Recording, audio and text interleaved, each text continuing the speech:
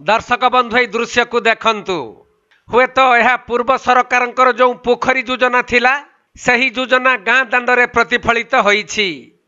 24 वर्षर शासन काल भितर एही ग्रामवासी माने वर्षा पानी किपरि निष्कासन हेबो से नहीं बारंबार अभियोग करथिले भी कहीं कर्णपात करिनथिले। सेहिथिपई वर्षा दिन आसीगले गाँ दांडे सृष्टि होइथाय अप्राकृतिक बन्या। तेबे ये कौनसी उपांत अंचलर दृश्य नुहे, ये होछि कटक जिला बांकी डमपड़ा तालबस्त पंचायत 9 नंबर वार्डर दृश्य।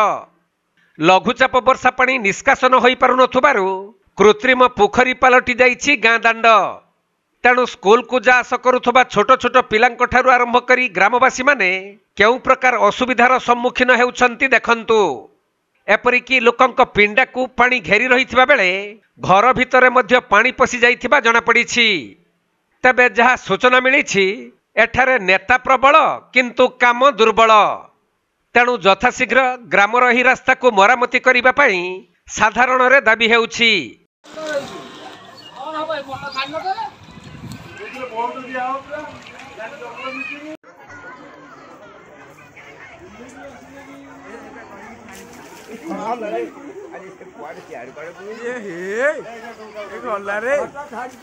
कटक जिला प्रतिनिधि राजेश कुमार साहू का रिपोर्ट, कोणार्क लाइव।